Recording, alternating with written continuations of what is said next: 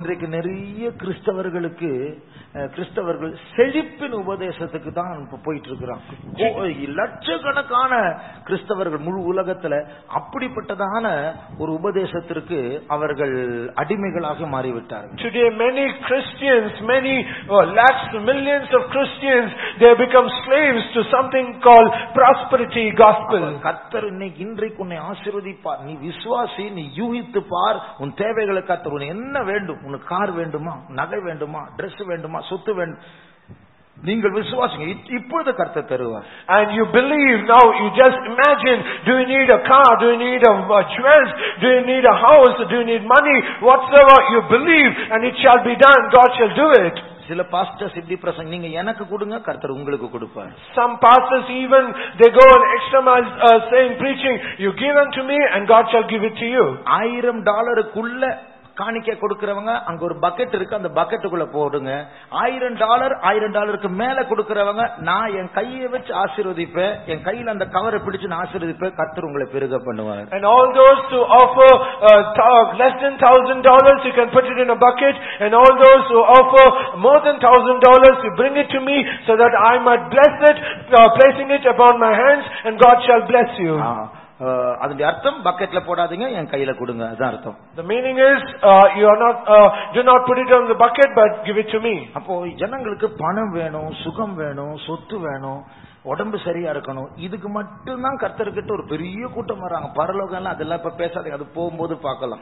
For majority of the people, they need only their healing, their possessions, their money and riches and comfort. For this reason only they are following the Lord, and if heaven is spoken about, they say that is not needed for us. When it comes, we will look after it. ஆனால் நம் பரலோகத்துக்கு போகிற பாதையில் சில பாடுகள் தேவன் வைத்திருக்கிறார். But however, in the path to heaven, God has kept some suffering. அந்த பாடுகளை ஏற்றுக்கொண்டு அந்த பாடுகளை சந்திக்க வேண்டும் என்றால் கண்டிப்பா நமக்கு ஒரு பரலோக தரிசனம் வேண்டும், இல்லனா ரொம்ப கஷ்டம், தாங்க முடியாது.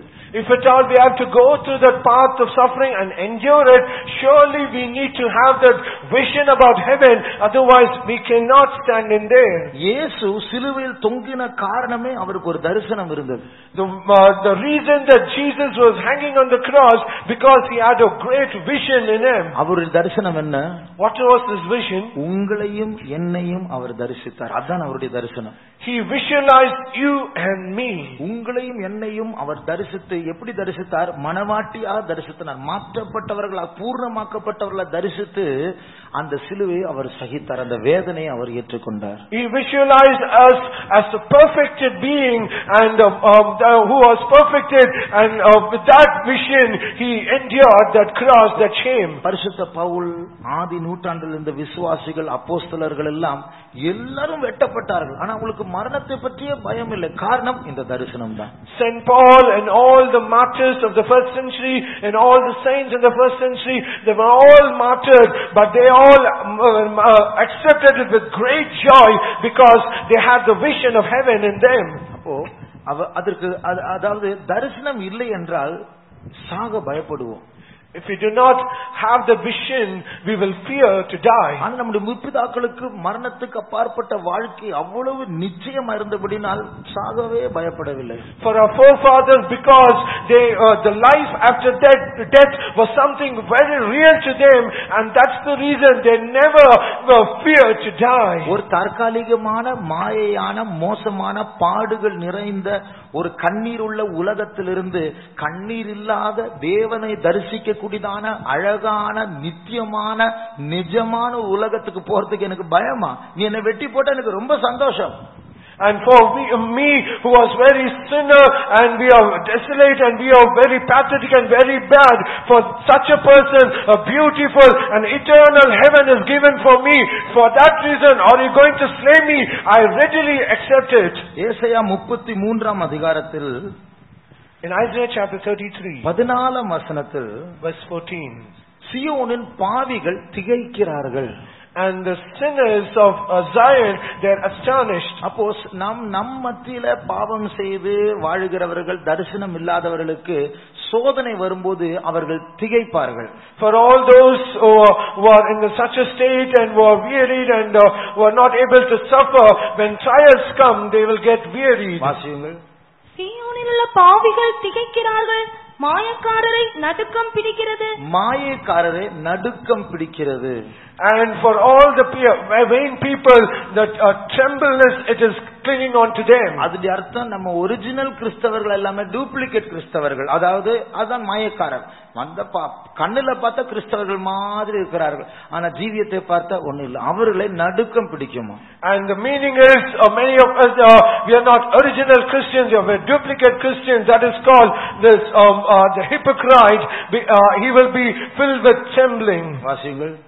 பட்சிக்கும் அக்கினிக்கு முன்பாக நம்மில் தரித்திருப்பவன் யார்? பட்சிக்கு அக்கினிக்கு முன்பாக தரித்திருப்பவன் யார்? Who shall abide before the consuming fire? அடுத்தது, நித்திய ஜுவாலைக்கு முன்பாக நம்மில் தாபரிப்பவன் யார் என்கிறார்கள். நித்திய ஜுவாலைக்கு முன்பாக தாபரிப்பவன் யார்? And who shall abide before that flaming fire? அப்போ அப்படி யார் அப்படி தாபரிப்பார்கள் தெரியுமா?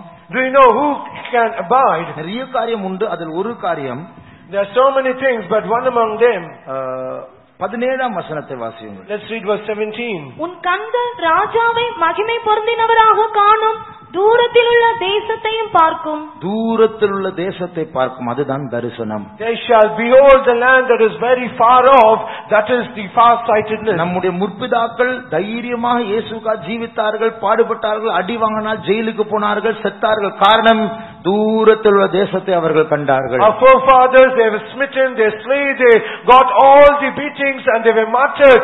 The reason is they saw the land that was very far off. பரிசுத்த பவுலை இப்ப எடுத்துக்கொள்ளுங்கள். And when we take St. Paul, ஜெயிலில் உட்கார்ந்துட்டு சந்தோஷமா இருங்கள், மறுபடியும் சொல்லுகிறேன் சந்தோஷமா இருங்கள் என்று பிலிப்பியரிடத்தில் எழுதுகிறார். being in a prison, he writes a letter to the Philippian church saying, rejoice, and again I say rejoice. காரணம் இந்த தரிசனம் தான். The reason is this vision. பரலோகம், மரணத்துக்கு அப்பாற்பட்ட வாழ்க்கை அவ்வளவு நிஜமா இருந்தது அவர்களுக்கு. Because all heaven and the life after death was something more real to them. நம்முடைய தரிசனம் எப்படி இருக்கிறது?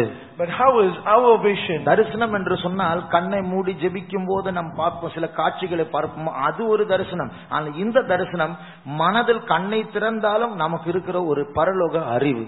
And when we say vision, there is also vision when we close our eyes, and some scenes might appear, that is also vision. But however, this vision is something, even when we open our eyes, we have a vision about our heavenly place even in our mind. நம்முடைய கண்களை மறுபடியும் மூடுவோமாக. Let us close our eyes once again. கர்த்தர் அந்த பரலோக தரிசனத்தை உங்களுக்கும் எனக்கும் தர வேண்டும். God should give us that heavenly vision to you and me. அப்படி இருக்கும்போது அந்த தரிசனம் நமக்கு இருக்கும் என்றால் இங்கே இருக்கிற பாடுகள் அர்த்தமுள்ளதாய் மாறும்.